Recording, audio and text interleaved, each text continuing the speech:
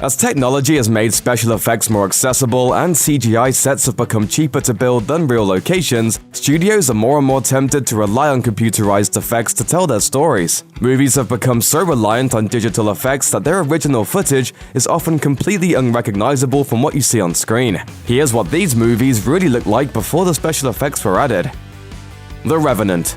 Leading man Leonardo DiCaprio and director Alejandro G. Iñárritu weren't the only ones to gain recognition for their work on 2015's The Revenant. From riding a horse off a cliff to an epic bear attack, ILM, the digital team behind the film's special effects, had their work cut out for them. The true hero of this film, though, was Glenn Ennis, the 6'4" stuntman who played the iconic bear. It was hard on the body.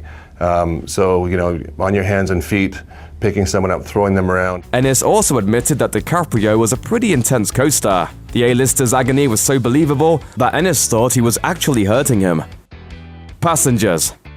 Despite failing to recoup its $110 million budget, nobody could deny that 2016's Passengers looked great. Director Morten Tyldum wanted to keep the visual effects as subtle as possible. Effects company MPC was behind many of the film's iconic shots, including a beautiful zero-gravity water sequence. However, though special effects may be accessible, they certainly aren't cheap. MPC's visual effects supervisor Pete Dion told Art of VFX, "Morten's aesthetic is definitely biased towards invisible effects, and where they couldn't be invisible by nature, to keep them restrained and to never distract from the drama." Batman vs. Superman: Dawn of Justice.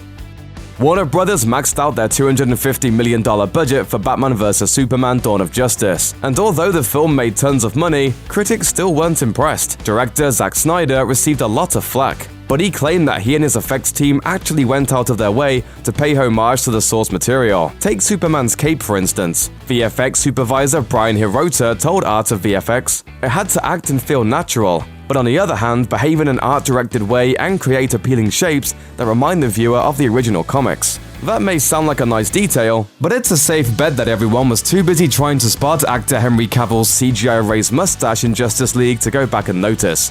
The Hunger Games: Mockingjay Part 2. The Hunger Games franchise split its final book into 2 movies, and most fans agree that the second was far more exciting than the first. VFX supervisor Charles Gibson described Mockingjay Part 2 as a war film with massive set pieces, saying, "We had to enhance battle action and create believable environments that would hold up for extended coverage." Working closely with production designer Phil Machina, Gibson agreed on a mix of shooting on location and building digital sets, saying that Machina's input on the project and his design approach were invaluable. Okja. South Korean director Bong Joon-ho turned countless Netflix users vegan in 2017 with Okja, the touching story of a girl and her super pig. VFX supervisor Eric Yondibor explained that the success of the film hinged on whether the audience believed that Okja, a genetically engineered pig, was real. As he explained to No Film School, "The only way that people are really going to believe Mija and Okja and their little pet friendship is if we have a lot of contact, and if that contact is truly believable." In order to achieve this physical contact, the VFX team created a range of foam props for young star On So-hyun to interact with, including a full bodysuit for the most intimate interactions. Fortunately, the effort paid off, as Okja struck a chord with both viewers and critics alike. Blade Runner 2049. The sequel to Ridley Scott's seminal sci-fi classic Blade Runner was a long time coming, and the VFX team felt the weight of the 80s cult classic on their shoulders. Overall visual effects supervisor John Nelson told Art of VFX, "Any fan of science fiction or cinema has a great deal of reverence for the original Blade Runner, myself included. Blade Runner 2049 cityscapes in particular were a huge job, and multiple VFX companies were hired to craft this world in miniature." While the film fell below box office expectations, it did at least manage to capture the neon noir feeling that resonated with fans of the original so strongly. Arrival.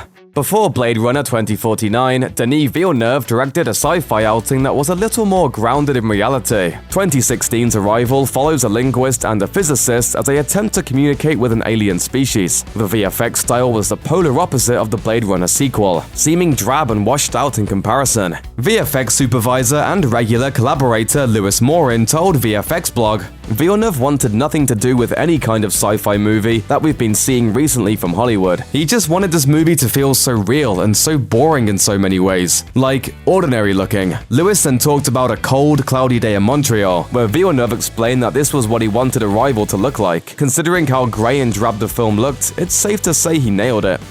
Ex Machina. Alex Garland's indie sci-fi drama Ex Machina beat out many big-budget films to win the Best Achievement in Visual Effects Oscar in 2016. According to VFX supervisor Andrew Whitehurst, the shoot was so well organized and efficient that they had extra cash to spend on making Ava, the AI, look amazing. He explained that the initial budget would have only allowed them to animate Ava's torso and limbs, and that the extra money let them animate her head and neck as well. Garland also wanted to make sure Ava had romantic appeal. Costume designer Sammy Sheldon Differ explains that her suit, which left little to the imagination, was a massive group effort. Thanks for watching. Click the looper icon to subscribe to our YouTube channel. Plus, check out all this cool stuff we know you'll love too.